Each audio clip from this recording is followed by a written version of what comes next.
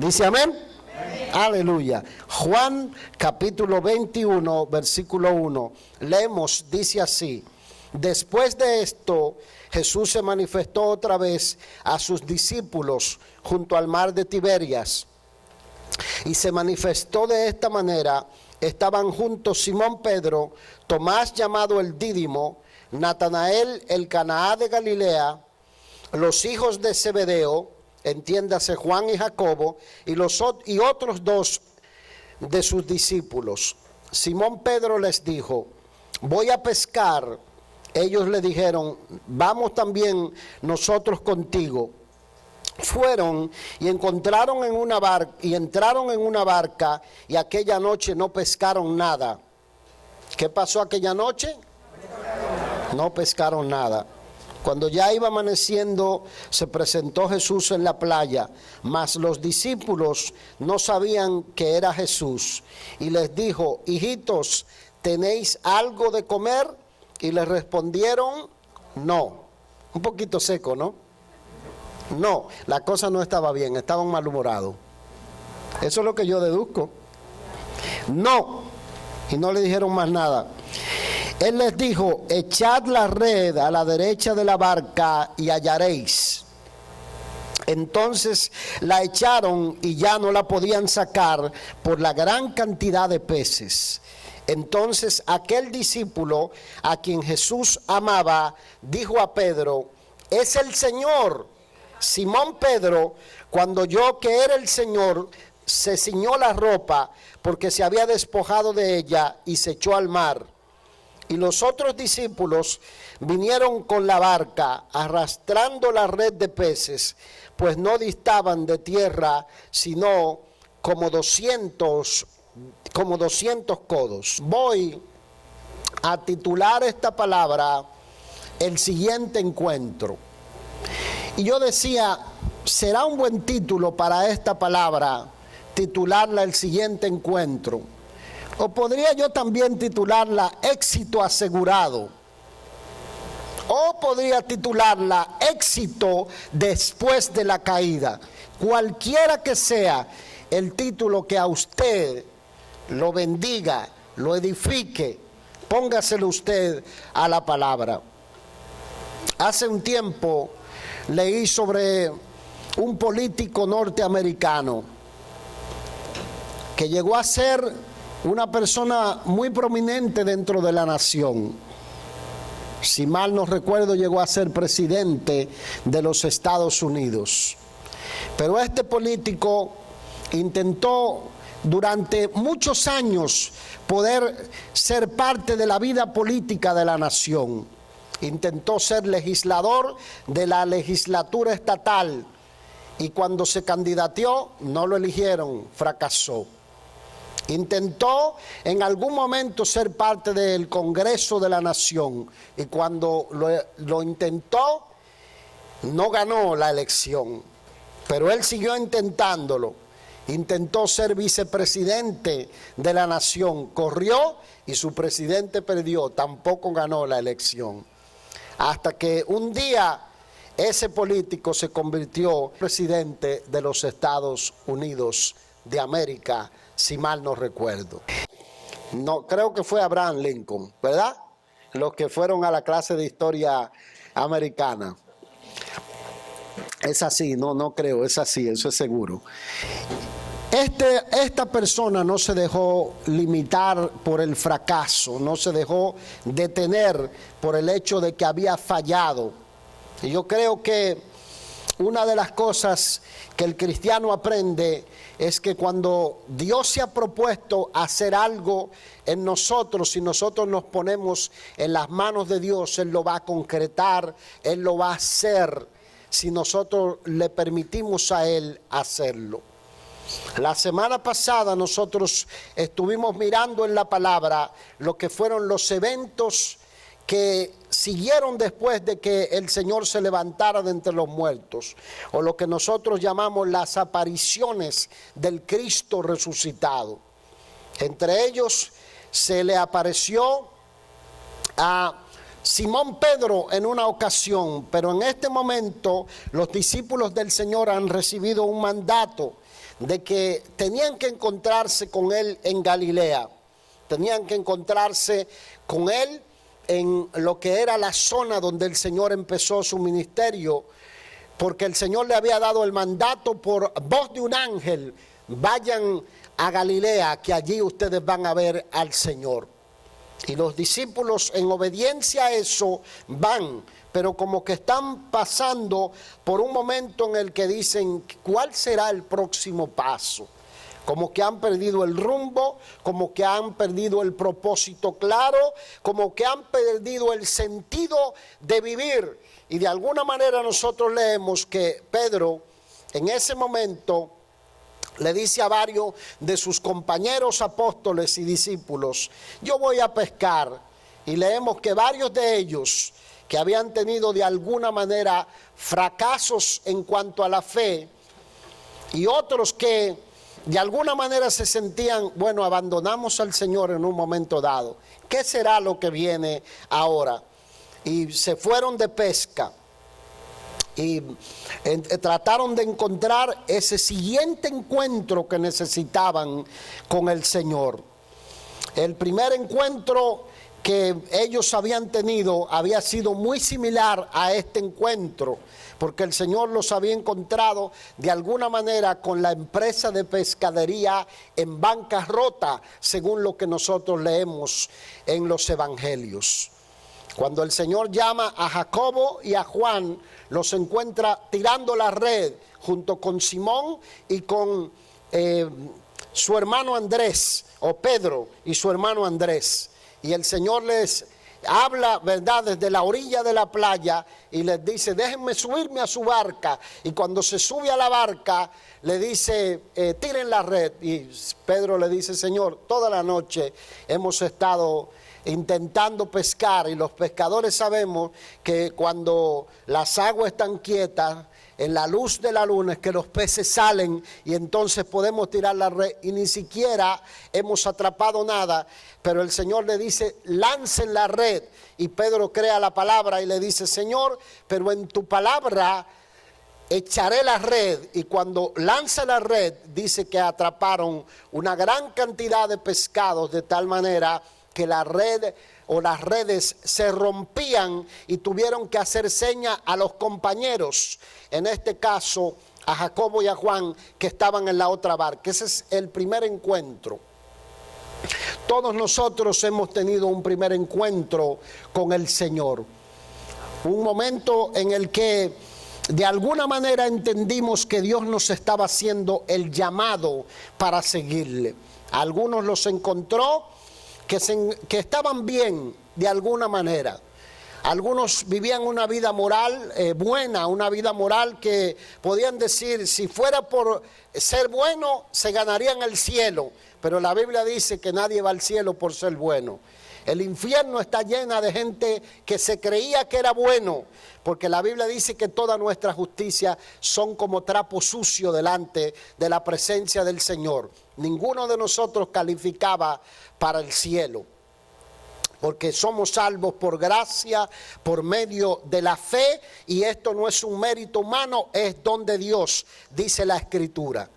De manera que nadie califica para el cielo a menos que no sea por medio de Jesucristo. Eso es lo que quiero decir.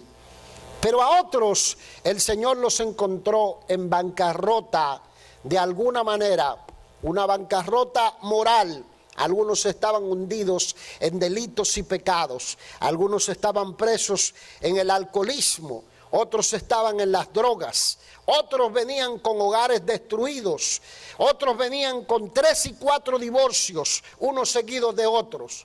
Otros habían fracasado en su primer matrimonio y la familia se les había rota, y entendieron que necesitaban ese primer encuentro con Jesucristo. Y cuando recibieron al Señor se dieron cuenta que Jesucristo les daba la paz, la seguridad, le daba lo que el mundo psicólogo no podía darle, lo que el terapeuta no podía hacer, lo que el consejero matrimonial no podía lograr, y empezaron quizás un nuevo matrimonio, y ese nuevo matrimonio está funcionando porque ahora no lo están haciendo como Frank Sinatra a su manera, sino que han dejado que Dios se meta en ese matrimonio y ponga las cosas en orden como Él quiere. Adórelo, y si lo va a adorar, hágalo con gozo, con alegría. Así nos encontró el Señor. Algunos estaban en bancarrota. Yo he conocido a algunos que me decían: pastor, contaba las monedas para poder sobrevivir. Reunía las monedas, buscaba en los bolsillos de los pantalones a ver si había alguna monedita, buscaba debajo de la cama a ver si había alguna monedita para poder juntar, para sobrevivir, o para pagar la gasolina, o para muchas veces hasta comer. Pero así los encontró el Señor a muchos en bancarrota, hasta que experimentaron lo que es cuando se tiene a Dios a bordo de la vida, a bordo del barco, a bordo de la familia, y vieron que con Cristo hay una diferencia en todos los aspectos de la vida, llámese emocional, llámese psicológico, llámese financiero. Cuando Dios viene a trastornarte, pero a trastornarte para bendición, para que tú seas de testimonio a otros que necesitan lo que tú tienes, lo que tú portas. ¿Alguien lo cree? Déjeselo saber al cielo. O sea que todos tenemos esos primeros encuentros. Yo digo que el primer encuentro de cada creyente es cuando conocemos a Jesús. El segundo encuentro es cuando obedecemos a las aguas y nos bautizamos. Y hay un tercer encuentro en el que el Señor nos llena de su Espíritu Santo. Y uno dice: wow, esto, oiga, no lo da ni el CBD. Reprenda al diablo, ¿verdad? Esto no lo da ni la marihuana, es lo que quiero decir. ¿Sí? ¿Se entiende? El gozo que Cristo da no es un gozo pasajero, es un gozo permanente que sobrepasa todas las cosas que usted esté viviendo. Y el creyente que tiene al Señor sabe que no necesita una jeringa, no necesita una botella de tequila, no necesita una botella de whisky, no necesita un tabaco de marihuana, no necesita marihuana medicinal, necesita la vida de Dios que te llena de gozo, de propósito y de alegría. Eso es lo que hace Cristo cuando viene. El creyente que es lleno del Espíritu Santo a veces pasa por periodos en los que siente que algo le falta a la vida, que algo no está bien interiormente, entonces trata de buscar la llenura del Espíritu Santo de Dios.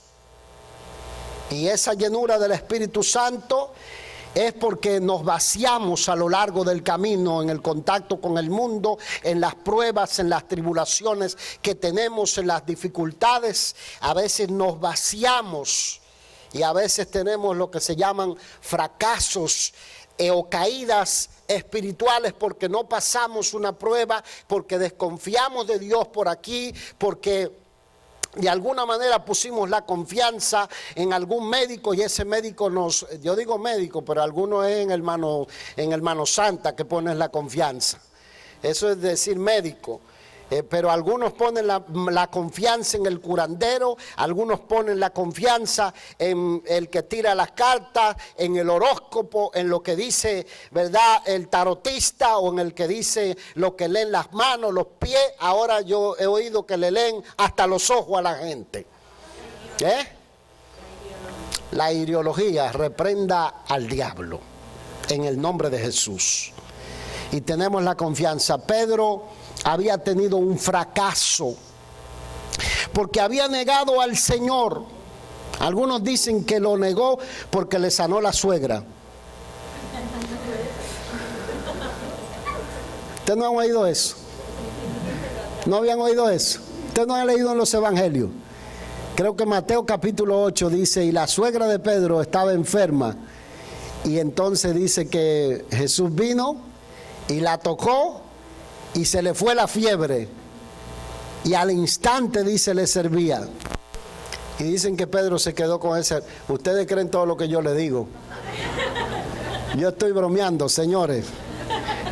Eso sí dice que sanó la suegra, pero fue Jesús que la sanó, y Pedro estaba más contento que nunca porque amaba a su suegra.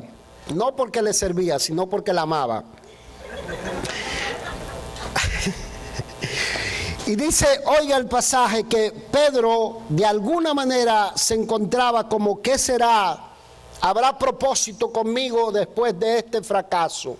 Porque el texto en los evangelios dice que Pedro negó a Jesús vehementemente. No solamente lo negó 3 veces, sino que maldijo diciendo que no le conocía. O sea, utilizó palabras groseras para negar al Señor. Y enseguida el gallo cantó y se acordó de las palabras de Jesús, que le dijo: Pedro, antes que el gallo haya cantado antes que el gallo haya cantado, tú me negarás 3 veces. Los evangelios lo complican y yo no quiero complicarlo, pero antes que el gallo cante, tú me negarás 3 veces.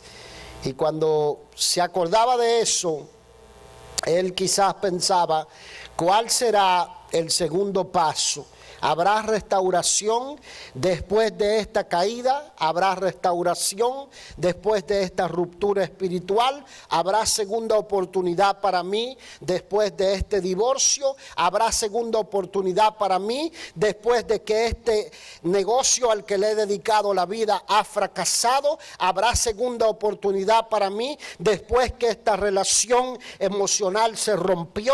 ¿Habrá segunda oportunidad para mí después que me cambié de carrera cuando iba por la mitad y creía que era esta y ahora no encuentro un propósito por el cual vivir? ¿Habrá segunda oportunidad para mí después que junté las maletas, me vine a Estados Unidos y no sé cuál será el próximo paso que Dios hará conmigo? ¿Habrá segunda oportunidad para mí después que hice este cambio en mi vida? Dios es especialista en darte un segundo chance, en darte una segunda oportunidad, en hacer todas las cosas nuevas. Y si esta palabra es para ti, déjaselo saber al cielo.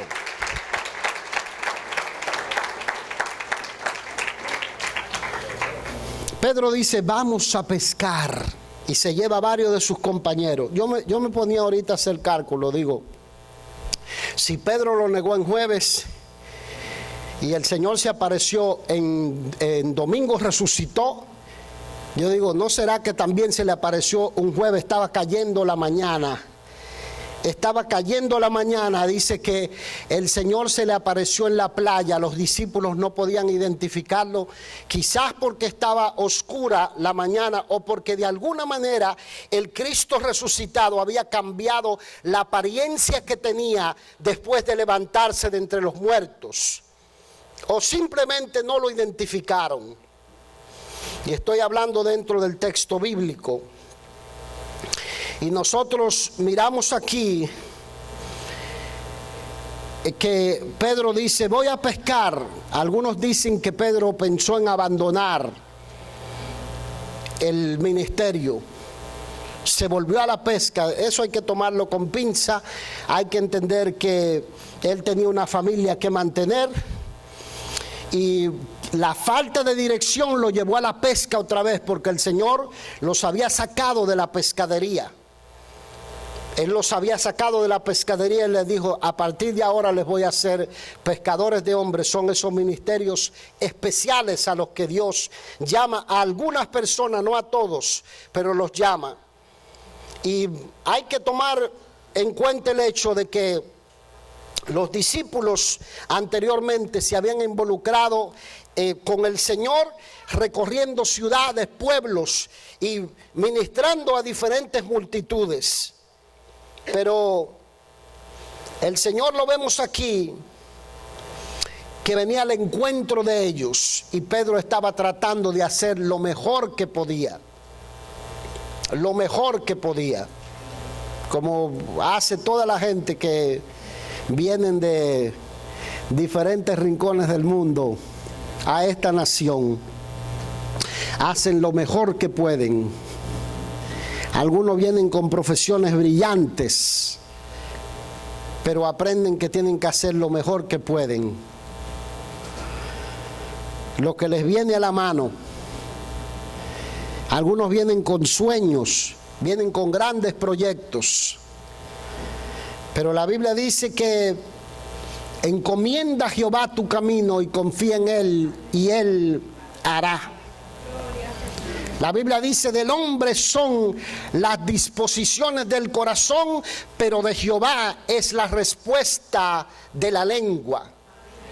Nosotros, el hombre, prepara el caballo para la batalla, pero de Jehová es dar la victoria, no del hombre, no del ser humano. Por eso la Biblia habla que nuestra confianza no debe estar puesta en nosotros. No te confíes en tu propia prudencia, sino fíate de Jehová, dice la Escritura, de todo corazón, y Él enderezará tus veredas. Él hará lo que se ha propuesto hacer en ti cuando tú le dices a Él, tú eres el que está en control de aquí en adelante. O sea que hay que hacer lo mejor que podemos. Toca al que está a su lado y dígale, haz lo mejor que puedas. Hay que hacer lo mejor que podemos. Y ese es el cuadro que nosotros vemos en la Escritura. Pedro y sus compañeros haciendo lo mejor que podían. Pero ¿saben lo que ocurre? Dice que intentaron pescar toda la noche, hombres experimentados, en un mar lleno de tilapias. Eso era, creo que el pez más común. En el lago de Tiberias, dice, era el pez más común. En un lago lleno de tilapias. Y dice, trataron de pescar y no pescaron nada. Porque Dios tenía una lección que enseñarles, que mostrarles. Dios quería llevarles a ese siguiente encuentro que sellara el plan que tenía para con ellos. De manera que cuando tú estás probando algo y las cosas no te están saliendo, sigue haciendo lo mejor que pueda, no pierdas el enfoque, no pierdas el entusiasmo. Sepa pues que el Señor va a venir a tu encuentro si tú permaneces con la mirada fija en el blanco, en el propósito que Dios ha puesto en tu corazón. De seguro que Él vendrá, porque Él es un Padre bueno, un Padre fiel, un Padre amoroso, un Padre compasivo, un Dios que no deja las cosas a media, que lo que empezó en ti se ha propuesto terminarlo y lo hará, porque así Él lo ha decretado en su plan eterno. Si alguien lo cree, deme la mejor adoración.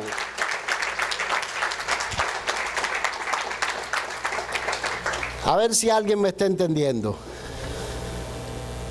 A ver si alguien me está entendiendo. Gloria al Señor. Jesucristo vino a su encuentro para darle una nueva dirección a sus vidas. Una nueva dirección. Es muy importante que nosotros entendamos que sin importar la carrera que emprendamos o el oficio, si la prosperidad material te va a hacer perder, Dios no te va a entregar nada en las manos. Y esto yo lo insisto mucho.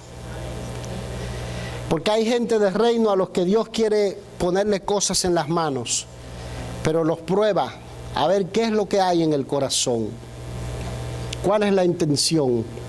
¿Qué es lo que tienen? ¿Cuál es el deseo?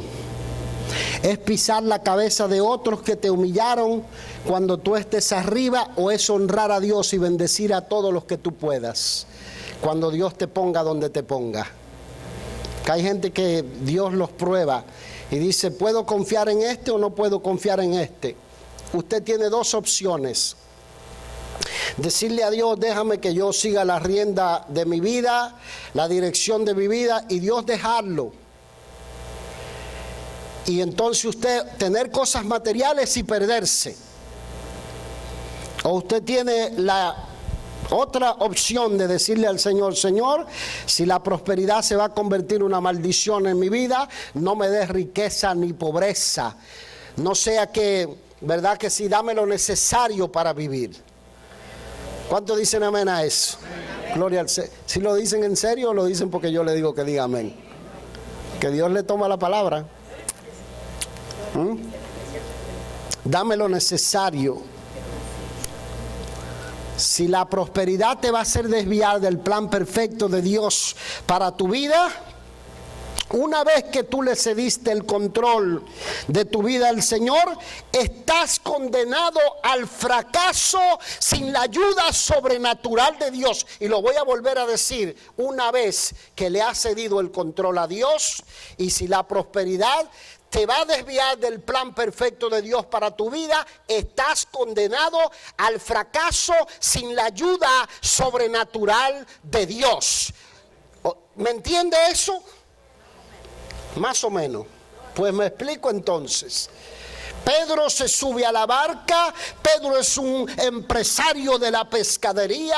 Jacobo y Juan, los hijos de Zebedeo que están con él, saben que les iba bien en la pesca, que eran hombres prósperos, que sabían dónde pescar, pero Dios tenía un plan mayor con ellos que ser pescadores. Entonces los condenó al fracaso esa noche para que estuvieran desganados, para que permitieran que la palabra de Dios llegara a su alma. Y cuando el Señor le dice, ¿tienen algo de comer? Ellos le dicen, no tenemos nada de comer.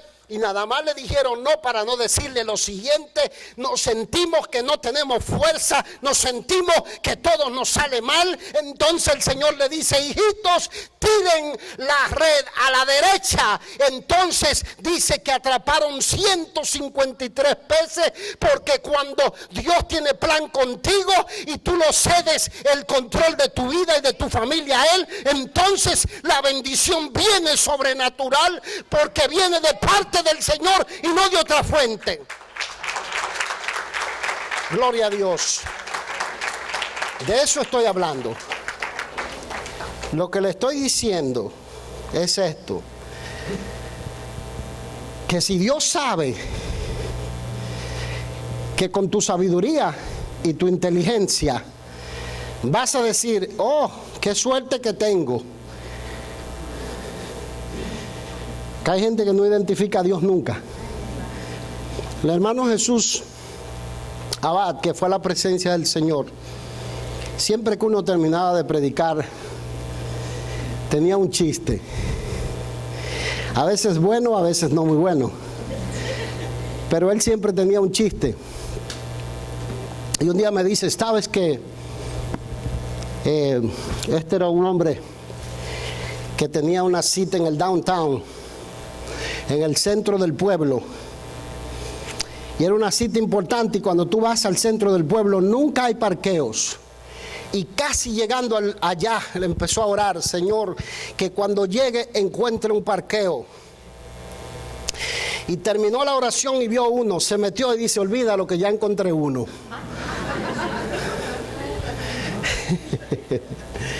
Así hay mucha gente. Así hay mucha gente.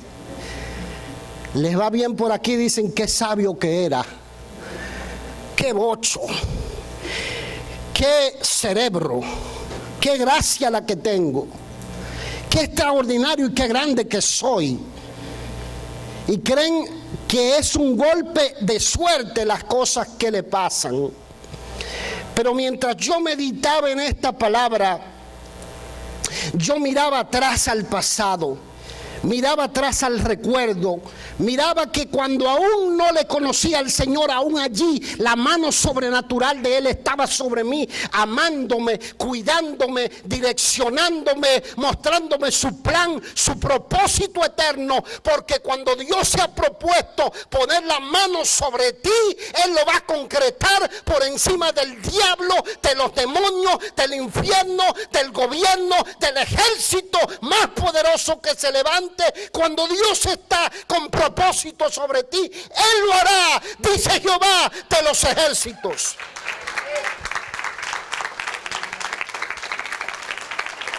Gloria a Jesús. Aleluya. Hay mucha gente que cree, dice, ay, me estuve ahogando varias veces, qué suerte que tuve. La mano de Dios estaba allí. La mano sobrenatural de Dios estaba allí. Es un golpe de suerte. Siempre salgo de este problema. Es que tengo una suerte tremenda, ¿no? Si tú le llamas suerte, el Salmo 16 dice: las cuerdas me cayeron en lugares deleitosos y es hermosa la heredad que me ha tocado. Pero antes de eso, ¿qué dice? Él sustenta mi suerte. Porque las propiedades que se le daban en heredad a los hijos de Israel, se tiraban cuerdas para saber dónde les tocaba. Era por suerte, pero no por sortilegio. ¿Te entiende la diferencia? Te dice: no, yo recuerdo alguien con quien tratábamos, un hermano de la congregación, y yo le hablaba constantemente del Señor a esta persona. Y cuando le hablaba: yo soy muy creyente en Dios, me decía. Sí, claro, pero yo tengo un padrino, y mi padrino me dijo que lo mío no está aquí, en Lakeland. Y cuando se iba, tenía un accidente, volvía todo roto en pedazos. Entonces tenía que depender de los cristianos para que lo ayudaran. Y volvía y decía: no, mi padrino me dijo aquello y lo otro. Yo le digo: déjese del padrino, usted tiene que poner la confianza en Jesucristo. Lo que el diablo va a hacer es que lo va a matar, lo va a destruir, lo va a acabar, hasta que usted no reconozca que no lo puede ayudar el padrino. Y el padrino era un brujo, por supuesto, que le decía lo que supuestamente iba a ocurrir en el futuro. Y hay gente que cuando pasa algo sobrenatural, ellos saben identificar cuándo es Dios.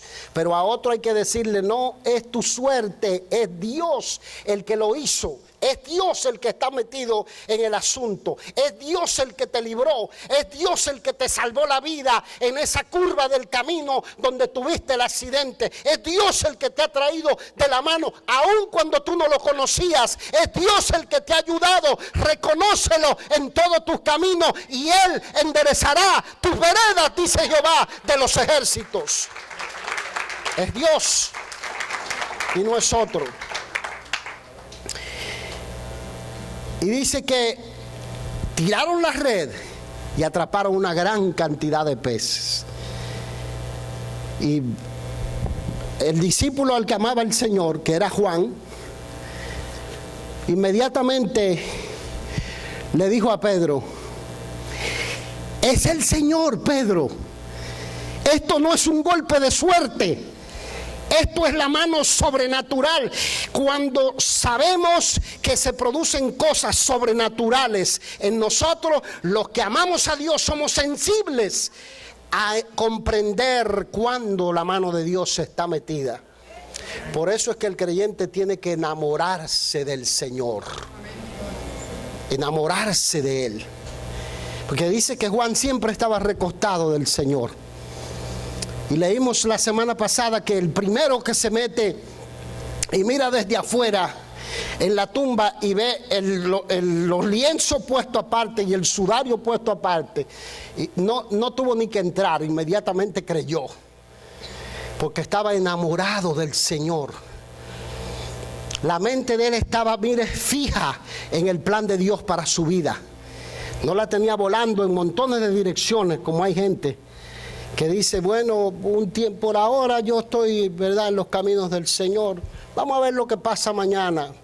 ¿Quién diablo te dijo a ti que Dios te llamó para que tú te vayas al infierno o te pierdas? Él te llamó para completar la carrera, porque Cristo ya triunfó sobre las potestades, sobre los poderes del diablo. Él miró por adelantado las tentaciones que tú ibas a tener en el futuro. Él ya triunfó sobre ti. Él ganó la victoria sobre ti. No hay que tener temor. Mientras tu corazón está prendido del Señor, la mano sobrenatural de Dios estará sobre ti. Si alguien lo cree, déjeselo saber al cielo.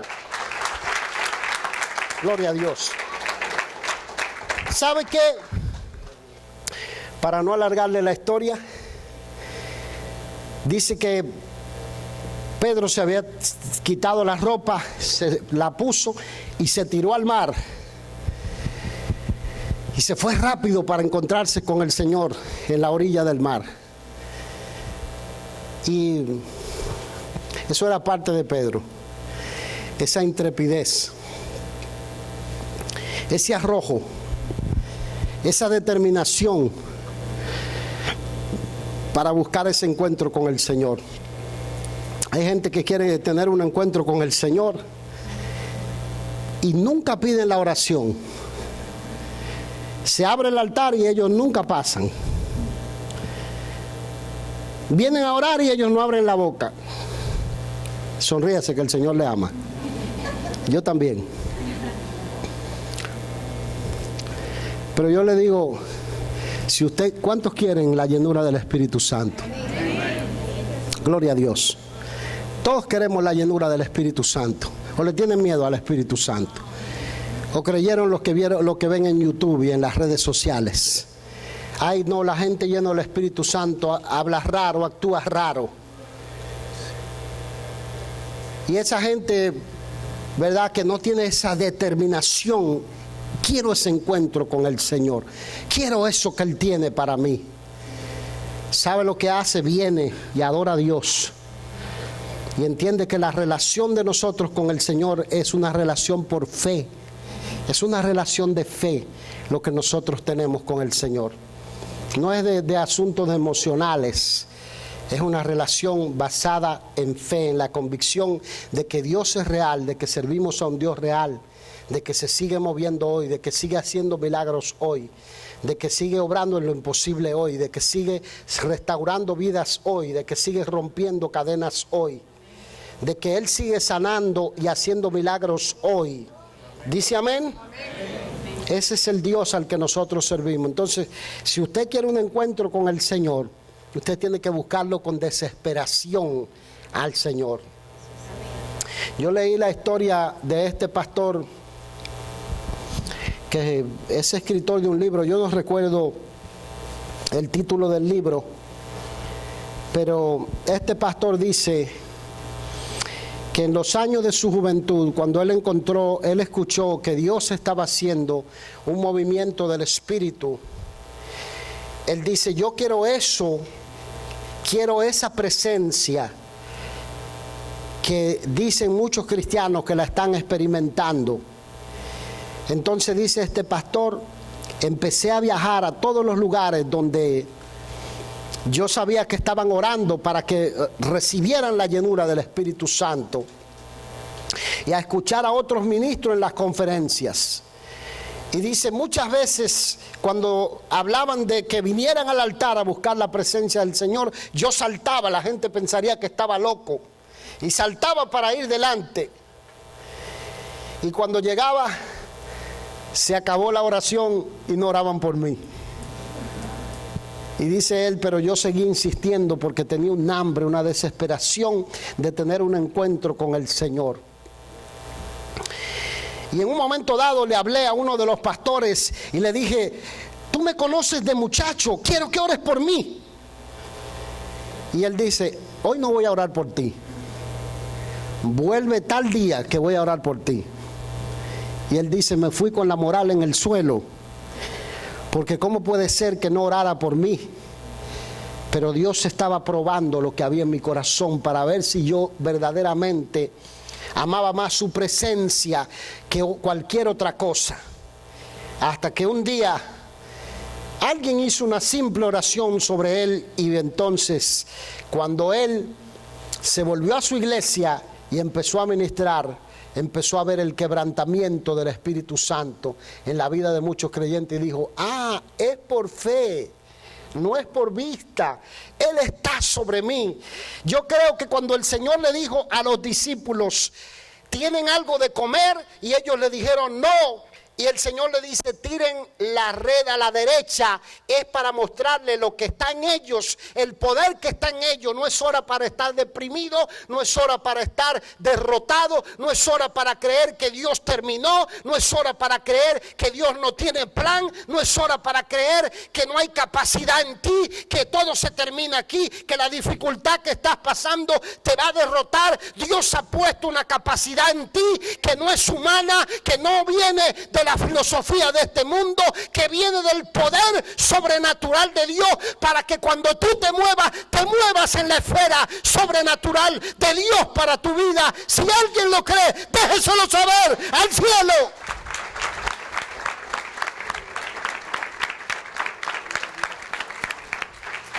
Gloria a Dios. Póngase de pie, por favor. Gracias.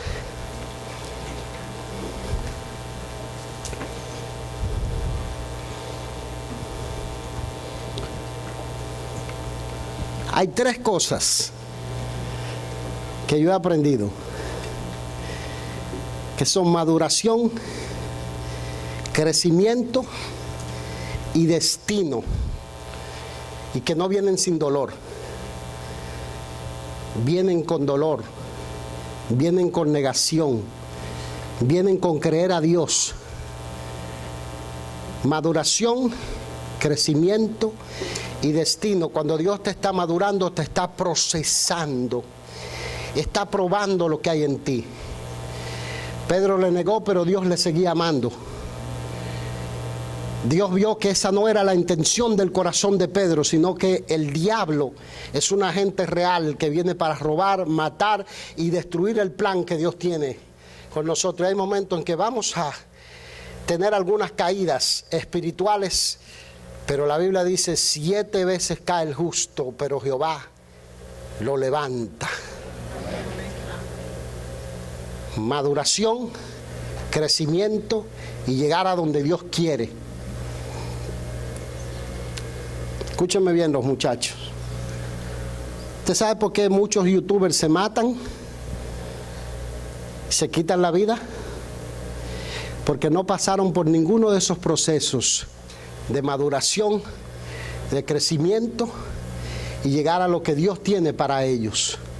Están vacíos por dentro porque de repente se encuentran con dinero que ellos no trabajaron en el banco, en casas de lujo, mansiones de lujo, y por dentro vacíos interiormente, hasta que permiten a algunos que Dios venga a la vida de ellos y le cambia el rumbo. Otros se quitan la vida porque no encuentran un propósito por el cual vivir. El Señor quiere que nosotros busquemos esos momentos de encuentro con el Espíritu Santo. El Señor quiere que nosotros busquemos esa pasión que nos lleve a pasar tiempo con el Señor. El Señor vino y aún cuando los discípulos no sabían qué era lo próximo, Él le vino a decir: esto es lo que ustedes tienen. Cuando nosotros celebramos la resurrección del Señor, recordamos el poder que reposa sobre la iglesia. No solamente estamos haciendo una celebración de tradición como algunos hacen, estamos recordando que la iglesia del Señor se mueve con el poder sobrenatural del Espíritu Santo. Ojalá que alguien entienda lo que yo estoy hablando. Ojalá que alguien entienda que sin importar el oficio al que usted se dedique, Dios le ha puesto una capacidad que el mundo no tiene para que usted llegue al destino final de lo que Dios se ha propuesto. Ojalá que usted entienda que la iglesia tiene una capacidad que el mundo no tiene para transformar su entorno, para transformar los ambientes donde usted llega a Dios. Donde usted llega a la presencia de Dios. No es que le van a ver rayos saliendo, pero es que el poder que resucitó a Cristo de entre los muertos reposa con autoridad sobre sus vidas.